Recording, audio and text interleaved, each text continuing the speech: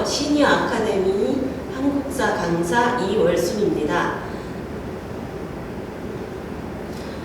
오늘은 조선의 건국에 대해서 말씀을 드릴 거예요. 사실 역성혁명이고 조선의 건국을 하기까지 이성계는 그냥 명분 없이 했을까요? 천만에요. 정말 고려 말기에 너무나 부패하고 백성들이 살기 힘들었기 때문에 이성계는 그것을 보면서 새로운 개혁 정치를 해야 되겠다고 생각하고 조선을 건국하게 되었습니다. 그리고 역성혁명이라고 하면 왕조의 성이 바뀌는 거거든요. 사실 왕조의 성이 바뀐다는 것은 굉장히 명분이 서지 않으면 안 되는 혁명이었습니다. 조선을 건국하기까지 우리 이성계가 어떤 역할을 했는지 살펴보겠습니다. 조선을 건국하게 된 계기는 고려 32대 우왕 때부터입니다.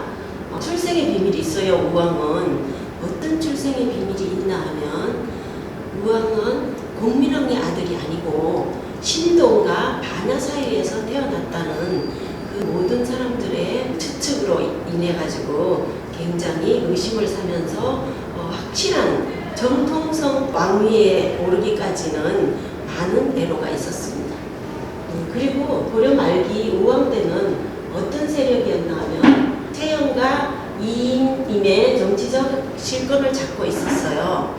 이인임은 공민왕 시해 때 홍윤과 최만생이 공민왕을 죽였을 때 그 배후를 조사를 해서 최만생을 죽이고 사실 또 우왕을 능력 추천을 해서 왕위에 오르게 한 장본이기도 합니다. 이인임은. 그래서 최영과 이인임이 그 당시에는 우왕 시대에는 굉장한 세력과 실권을 쥐고 있었습니다.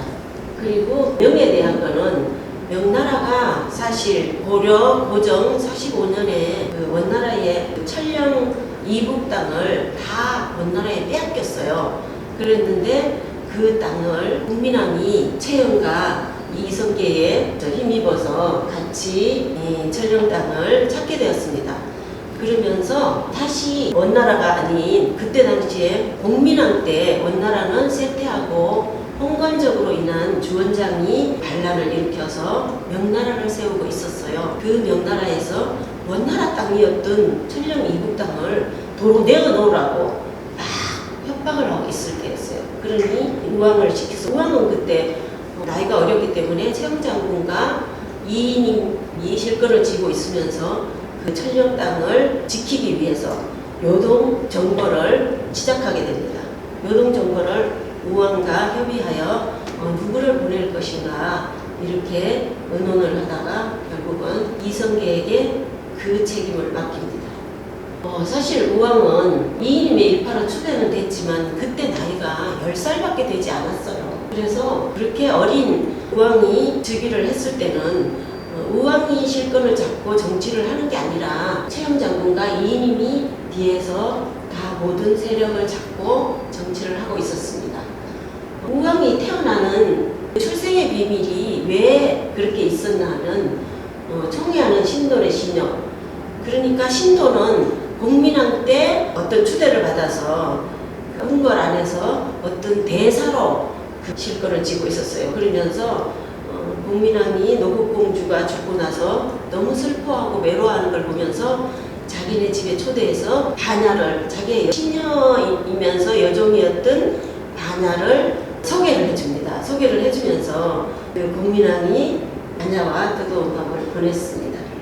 우왕은 어린 시절에 궁궐에 들어오지 못하고 신돈의 집에서 보냈어요. 근데 이건 개인적인 생각이지만 자기의 자식이라고 확신할 것 같으면 왜 공민왕이 우왕을 궁궐에 데려와서 자기가 돌보면서 키우지 않았을까요? 뭔가 의심이 나는 부분이 있기도 했습니다. 그리고 우왕이 6살 되던 나이에 궁궐에 데려와서 소개를 시킵니다. 공민왕은 원래 자식이 없었고 그래서 신돈이 자신의 여종 반야를 바쳐 아이를 얻으라고 했는데 결국 아이를 얻었습니다. 공민왕은 반야와 동침해서 아이를 낳았지만 궁궐에 들어오지 못하고 신돈이 자기의 친구의 승려 능무의 모친께 우왕을 키우게 합니다. 그리고 아이를 출산한 반야는 1년 뒤에 신돈의 집에 가서 기거하기 시작해요. 결국은 복민왕이 아이를 낳았지만 어떤 왕비로서 아니면 빈으로서의 역할도 못하고 있었죠. 그래서 처음에는 신돈이 참 개혁을 하려고 애를 썼고 신돈이 그 백성들의 고통을 많이 받아줬어요. 그리고 어려운 농민들에게 농사를 짓게 해주고 또 아주 나쁜 관리들의 땅을 뺏어서 나눠주기도 하고 해가지고 굉장히 호응을 얻었지만 신돈도 점점 권력의 맛을 들면서 부정부패를 하기 시작했어요. 그러면서 궁궐에 있는 신하들에게 모함을 받아서 죽게 됩니다. 연못째로 신돈이 자기가 왕이 되려고 저렇게 여자들을 많이 자기 집에 오게 하고 또 많은 재물을 축적하고 이루고 있는 게 다 자기가 왕이 되고 싶어서 저렇게 한다고 신하들의 모함에 빠져서 죽게 됩니다. 그리고 나서 바냐의 아들을 6살 때 궁궐로 데리고 왔어요. 그 바냐의 아들이 우왕이에요.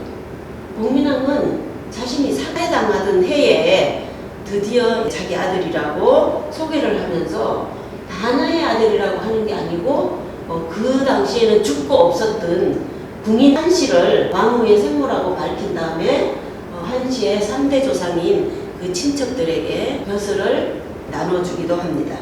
사실 우왕은 9살에 임금이 되었지만 성장해 가면서 그 정치에 맛을 들여서 잘하는 게 아니라 너무나 여자를 밝혔어요. 그래서 많은 여자들을 예쁜 여자가 있다고 하면 내일 결혼식을 하는 신부가 있다고 하면 예쁘다고 소문이 났으면 거기 쫓아가서 그 여자를 자기의 빈으로 삼기도 하고 자기의 궁녀로 삼기도 했습니다. 그래서 공식 여인이 구비의 3공주예요.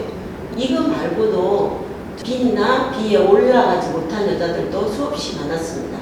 12명을 비로두었던 우왕이었습니다. 그런데 이성계는 그 요동정보를 주도한 인물이 채영이었어요. 근데 채영은 천령 이북 땅을 명나라에서 자꾸만 달라고 하고 또 침략을 할 것처럼 협박을 하고 하니까 우리가 이참에 천령 이북 땅을 지킬 겸 요동정보를 하기 위해서 요동 땅을 침략하러 가자고 계획을 세웁니다. 그렇지만 사실 요동정보를 하기에는 그때 상황에서 군사나 또 모든 재정이 안정되지는 않은 상태였어요.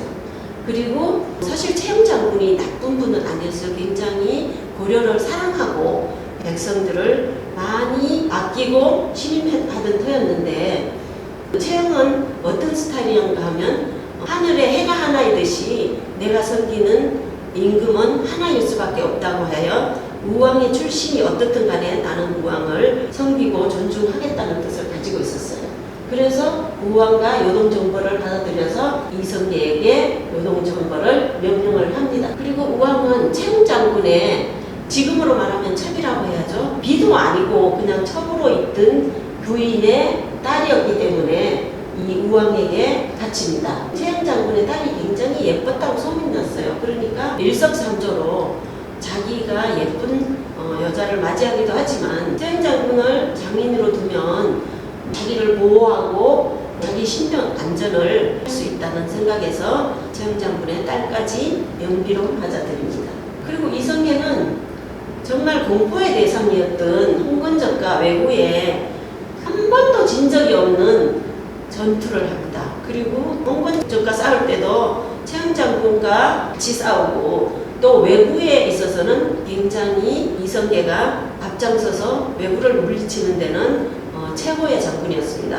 왜구들이 이성계가 나타나면 벌벌 떨면서 물러가고 하곤 했답니다. 그 중에 가장 유명한 대첩이 황산대첩입니다. 황산대첩에서도 이성계는 승리를 합니다.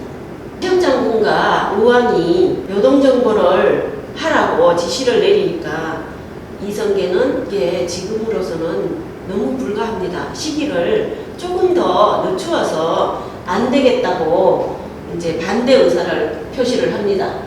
그 반대 의사가 뭐냐면 사불가동이라고 하는데 그게 뭐냐면 이소역대 하월발벽 외승기허 시방시우 이거를 다음에 설명을 또 해드리겠습니다. 첫째, 작은 나라가 큰 나라를 침략하면 옳지 못하고 또 둘째, 여름에 분사를 일으키면 옳지 못하다. 왜냐하면 여름에는 농사를 지어서 국민들이, 백성들이 이게 양식을 또 준비를 해야 되고 가족들을 먹여 살리기 위해서 농사를 열심히 지어야 하는데, 그리고 세금도 바쳐야 하는데, 여름에 모든 병사들을 모집하게 되면 백성들에게 많은 피해가 있기 때문에 여름에 전쟁을 하게 되는 건 옳지 못한다고 합니다. 그리고 셋째는 외구들에게 빈틈을 보이게 되면, 우리가 요동정벌을 하러 명나라로 갔을 때 외구가 만약에 밑에서 쳐들어오게 된다면 우리 고려가 어떻게 될 것인가, 여기에 대해서 심히 염려스럽습니다 하면서 반대를 합니다. 그리고 넷째는 장마철인 까닭에 비가 오고 이러면 활이 녹아서 제대로 간역이 맞춰지질 않기 때문에 병사들이 전쟁을 했을 때 제대로 간역이 맞지 않으면 승리를 이끌 수가 없다고 생각하고 이성계는 반대를 하고, 또 여름에는 전염병이 많이 우글거리고 또 장티푸스라든가 이런 게 많기 때문에 정말 여름에는 요동정벌을 하는 게 옳지 않다고 강력히 반대를 합니다. 이성계 예측대로 왕하고 최영장군이 명령을 하니까 어쩔 수 없이 출병을 했습니다. 2만 군대를 이끌고 출병을 하니까 예측대로 비가 내리기 시작했어요. 위화도에 다다랐어요. 위화도가 어딘가 하면 압록강 앞에 여의도처럼 된 섬이었어요. 섬이 있었는데 강을 건너서 조그만 섬이었기 때문에 위화도까지는 갔습니다. 병사를 데리고 그랬는데, 위화도를 갔더니 너무나 비가 많이 와서 강을 건너기가 정말 어려웠어요. 그러면서 이성계는 조민수 노통사하고 같이 갔어요. 같이 출병을 했는데 노통사하고 의논을 합니다. 도저히 이래가지고는 요동정벌을 하러 갈 수가 없다. 그러면서 우리는 해군을 해야 되겠다 이렇게 말을 했을 때 조민수는 반대를 합니다. 안 된다. 임금의 명령을 거부할 수가 없다. 이러지만 그때는 사실 움직이면 요동정벌을 하러 가기 전에 이미 군사들이 이 강을 건너기 전에 큰 문제가 생길 거라고 생각하고 계속 상서를 올립니다. 상서를 올려서 안 될 것 같습니다. 제발 해군하게 해주십시오. 이성계가 이렇게 했을 때 조정에서는 안 된다고 딱 잘라서 말을 합니다.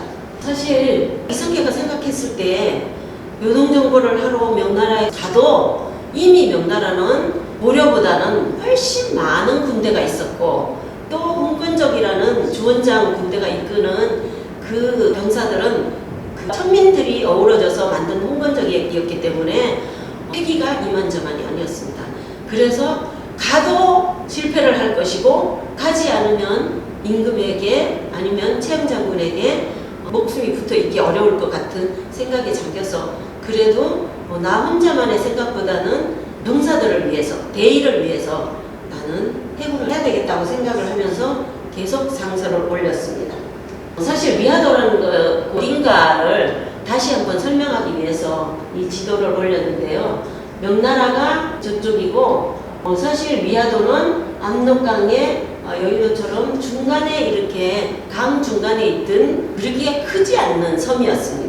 그래서 이 요동이 어떤 곳인가 잠깐 이 그림을 올려놨는데, 요동이라고 하는 곳이 그렇게 번화가도 아니고 도시도 아니었어요. 사람이 많이 사는 것도 아니고 굉장히 허허벌판이었고 굉장히 산악지대였던데, 그것을 차지하기 위해서는 많은 나라들이 굉장히 탐을 내고 욕심을 내던 곳이 요동이었습니다. 그리고 명나라 주원장은 조선의 복속 정책을 강도 높게 비난하며 조선을 견제하고 있었고, 이게 무슨 뜻인가 하면, 이때는 조선이 안 되었었지만 그때 당시에는 고려 이성계가 여진족하고 거기에서 거란족이라든가 그 전쟁에서 패배한 백성들을 다 포용을 하면서 끌어안고 있었어요. 그러니까 인구가 점점 불어나고 있으니까 주원장이 자기 명나라를 세우면서 그 여진족을 데리고 가지 말고 그냥 그대로 두라고 변제를 했습니다. 1388년 4월 18일 고려 요동정벌군이 출정을 해서 비가 쏟아지는데 출정을 했어요. 그래서 요거를 보면 사실 물이 너무 불어나서 오도가도 못하게 불어나 있었어요. 우도도 통사가 조민수였어요. 그리고 자도 노통사가 이성계였습니다. 그리고 팔도 노통사가 차영장군이었습니다. 그래서 신들이 뗏목을 띄워서 압록강을 건너는데 앞에 큰 매가 있어 비가 와서 물이 넘치니 정말 이 요동으로 가기가 너무 힘이 듭니다. 이렇게 아뢰고 있었습니다. 그래서 이성계는 어떻게 할까? 가야 되나? 말아야 되나? 후퇴를 해야 되나? 가면서 다 개죽음을 당할 것인가? 아니면 해군을 할 것인가 하면서 아무런 대책을 세우지도 못하고 이렇게 하면서 모든 장수들을 불러서 소집을 합니다. 긴급 소집을 하면서 갈까 말까 이러면서 지금의 국회처럼 의견을 서로 물어서 했을 때 결국은 해군을 하자고 하는 안이 나왔습니다. 이성계는 대의를 위해서, 나라를 위해서, 또한 병사들을 위해서 해군을 하면서 돌아오니 그 소식을 들은 차영장군이 이성계가 궁예까지, 개경에까지 오기 전에 또 병사를 보내서 이 이성계를 완전히 포위를 해서 벌을 주기 위해서인지 아니면 죽이려고 하는 건지 포위를 해서 전투가 벌어집니다. 차영장군과 이성계의 전투가 벌어져요. 여기서 접전 끝에 결국은 차영장군이 아무리 장군으로서 굉장히 훌륭하다고 했지만 차영장군은 이미 그때 60세가 넘었고 이성계는 팔팔한 40대였습니다. 그래서 이성계가 결국은 승리를 해요. 승리를 하면서 차영장군을 유배를 보내고 또 우왕을 유배를 보냅니다. 왜냐하면 이런 상황에서 우왕을 모시고 우왕을 추종하면서 그 밑에서 신하로 있을 수 없었기 때문입니다. 그래서 명분을 어떻게 하면 우왕의 아들 창왕을 왕으로 즉위를 시킵니다. 우왕은 그때 유배를 보냈습니다. 그리고 우왕은 결국은 강화도로 유배를 보내가지고 거기에서 11월에 강릉으로 옮겨졌어요. 옮겨졌는데 결국은 우왕을 죽이게 됩니다. 왜 우왕을 죽이게 되냐면 우왕 복위 운동을 또 해요. 그러다 보니까 그냥 뒀다가는 또 안 되겠다는 생각이 들어서 죽게 됩니다. 우왕 14년 6월 8일입니다. 그래서 우왕은 그렇게 쫓겨나고 또 차영장군도 거기에서 죽게 되고 창왕이 9세에 우왕의 아들이었어요. 창왕이 거기에서 33대 왕이 됩니다. 이성계는 조민수와 위화도 해군으로 채영 세력이 축출되고 우왕이 폐위되고 조정은 해군 세력에 의해 그러니까 위화도에서 해군에 가서 온 세력들이 있을 거 아니에요. 물론 문신도 있고 무신도 있고 또 거기에 궁을 세운 모든 신하들이 세력을 장악해요. 그런데 이성계는 창왕을 사실 33대 왕으로 세우고 싶지 않았어요. 다른 왕들 후손 중에서 한 분을 모시자고 했는데 결국은 조민수와 이색이 창왕을 세웠습니다. 누가 뭐라고 해도 우왕은 공민왕의 아들이고 우왕의 아들은 창왕이니까 결국은 왕조 시대의 후계자라고 생각을 한 거죠. 이성계는 정도전, 조준 등과 계획을 단행할 움직임을 보이고 있었어요.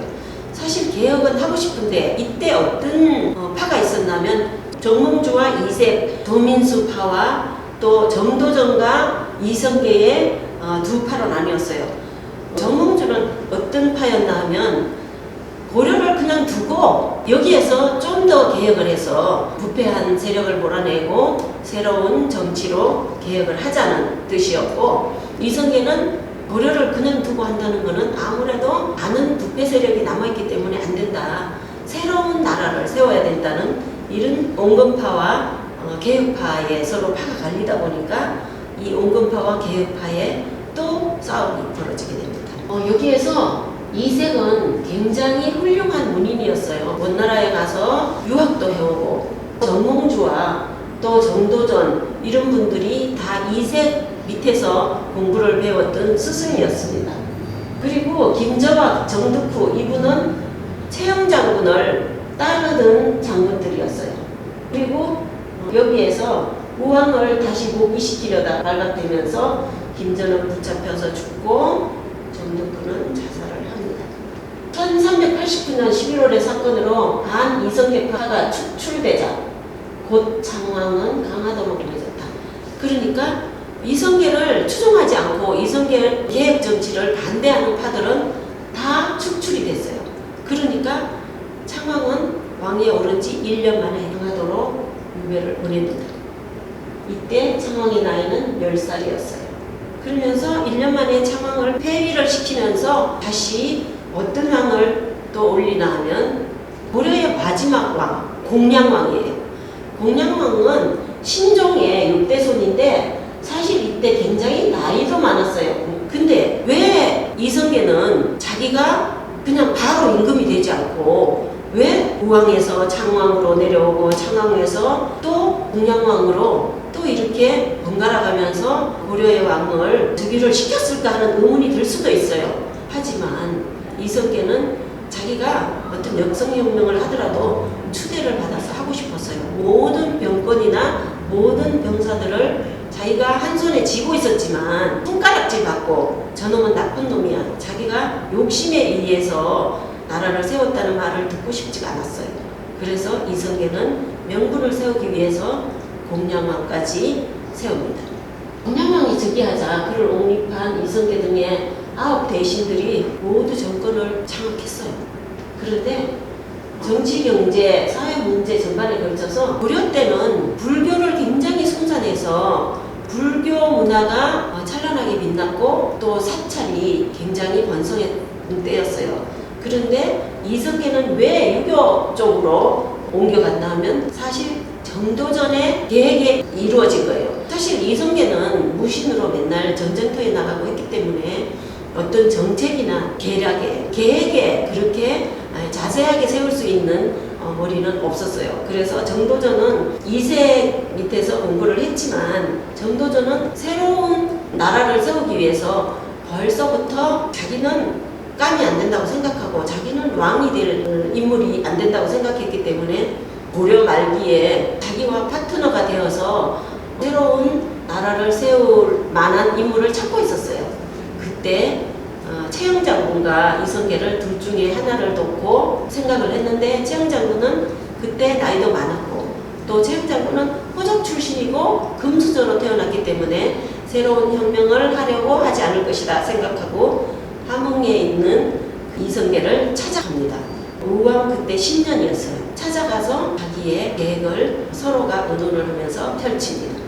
그래서 이성계는 자기가 나라를 세우기 이전에 공량왕 때 이미 가정법도 실시하고 또 이조, 예조, 병조, 형조, 공조 등의 6조를 개편해가지고 6조를 세워요.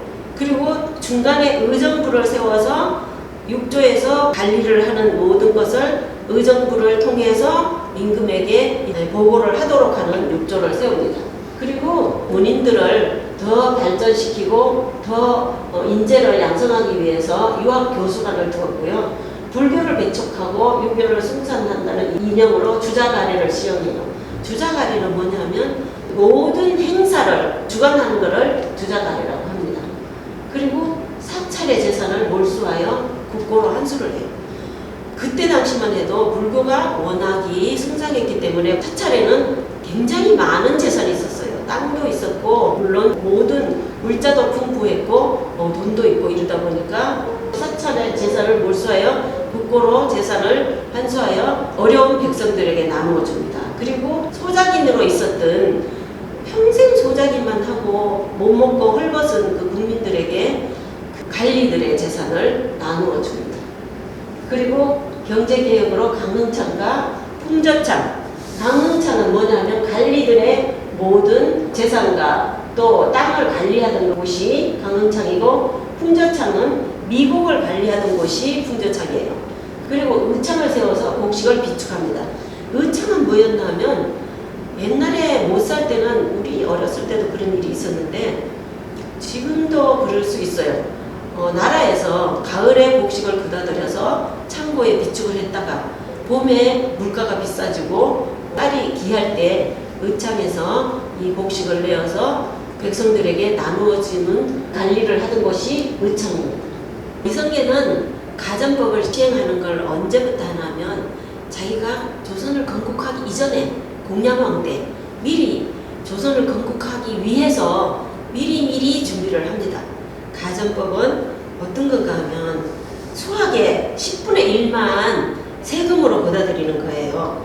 그리고 가정법은 또 전국의 토지를 고가와 조세를 거둘 수 있게, 옛날에는 고급 관리, 영의정, 자의정, 의정 이렇게 호조판서, 무슨 판서 이렇게 높은 벼슬은 세금도 내지 않았어요. 그러다 보니까 이거는 부당하다고 생각한 이성계는 가정법을 시행을 합니다. 그래서 세금도 거둘 수 있고 땅으로 인해서 그 권한을 각 간부와 각 관료들에게 나눠줘요. 밑에 관료, 새로운 신진 관료들이 올라왔을 때 옛날에 그 고려 때 있었던 관료들이 갖고 있던 모든 재산을 골고루 나눠주니 얼마나 좋아했겠어요. 그리고 결국 절친했던 정몽주와 이성계 정도전은 그렇게 헤어지게 됩니다. 왜 헤어지게 되냐면 이 무렵에 이성계가 사냥을 갔다가 떨어져서 다치게 돼요. 다쳐가지고 병석에 누워 있으니까 정몽주가 문안을 갑니다. 문안을 가는데 그때 당시에 이성계의 5째 아들 방원이가 아버지, 우리는 정몽주를 두고서는 도저히 역성혁명을 할 수가 없어요. 조선을 만들 수가 없어요. 그러니까 정몽주와 이성계는 너무 절친한 사이였기 때문에 그런 소리 하지 마라. 절대로 그러면 안 된다. 이거는 있을 수 없는 일이다. 인간으로서 있을 수 없는 일이라고 했는데 그때 당시에 정몽주는 고려의 구심점이 됐었어요. 구심점이 됐기 때문에 모든 고려의 백성들이 정몽주를 바라보고 정몽주의 말 한마디에 모든 게 움직여질 수 있는 그렇게 착실하고 또 고려를 사랑했던 분이 정몽주입니다. 그런데 이성계가 말에서 떨어져서 누워있다고 하니 정몽주는 사실 알면서 갔는지 모르고 갔는지는 모르지만 이성계의 문안을 갖다가 옵니다. 그러면서 나왔을 때 이성계가 굉장히 문안 와서 반갑다고 하면서 우리 열심히 잘해보자 이러면서 헤어졌습니다.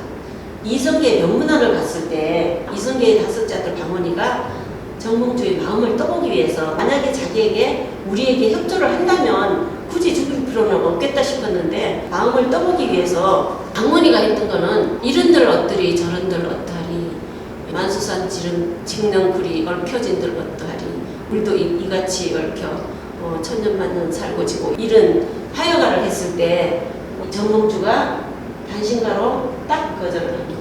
이 몸이 죽어 100번 고쳐주고 백골이 진토되어 넋이라도 있고 없고 임향한 일편단심이야 하실 줄이 있으랴. 이거는 단신가예요. 정몽주가 했던 단신가고, 그런데 방원이가 그 정몽주가 선주교를 지날 때 자기의 신복 조용교를 시켜서 거기에서 망치로 머리를 때려서 죽게 합니다. 그러고 나니 정몽주가 죽고 나면 고려는 정말 구심점이 없어져 버리는 거예요. 그러니까 모든 관료들도 그렇고 신하들도 정몽주가 없는 고려는 있을 수 없다고 생각을 하는 겁니다. 그래서 결국은 고려는 거기에서 휘청거리게 됩니다. 그래서 이성계는 사실 군사를 다 장악하고 있고 쿠데타가 아닌 모두의 추대로 내가 아니면 이 나라를 이렇게 세력을 이끌고 갈 사람, 정치를 할 사람이 없다는 것을 모두의 추대를 받아서 임금이 되고 싶었던 거예요. 그래서 이성계는 자기가 세력이 있고 모든 군사를 장악하고 있음에도 어떤 쿠데타는 일으키지 않았습니다. 그런데 정몽주가 죽고 나니까 신하들이 고려에 임금이 없다는 건 말이 안 된다. 그래서 누구를 세워도 임금을 세워야 되는데 그렇다고 고려에 다른 사람을 임금을 세우기에는 이미 이성계의 존재가 너무나 부상한 상태였어요. 굉장히 급부상한 상태였기 때문에 이성계를 찾아가서 민왕의 셋째비 익비에게 찾아가서 안 되겠다. 그냥왕의 옥새를 달라고 했어요. 달라고 해서 이성계에게 갖다 줘야 되지 않겠나 이랬더니 익비가 옥새를 내어줬어요. 그래서 정도전이란 모든 사람들이 이제 이성계를 찾아가서 애원을 합니다. 이성계 그 장군님이 아니면 도저히 이 나라를 끌어갈 사람이 없습니다. 그러니까 제발 이 옥새를 받아주십시오 했는데 4일 동안이나 이 이성계는 옥새를 받지 않았어요. 나는 그럴 자격이 없다. 나는 내가 할 수 있는 거는 그냥 이 나라를 위해서 일했을 뿐이다. 내가 거기 앉을 자신이 없다. 이러면서 계속 반대를 했는데 결국은 4일 동안 문 앞에서 그 모든 신하들이 벌벌 떨면서 있었으니까 결국은 그 옥새를 4일 만에 받았습니다. 그래서 고려의 왕이 동양왕이 척출되고 나서 4일 동안은 왕이 없는 나라가 되었습니다.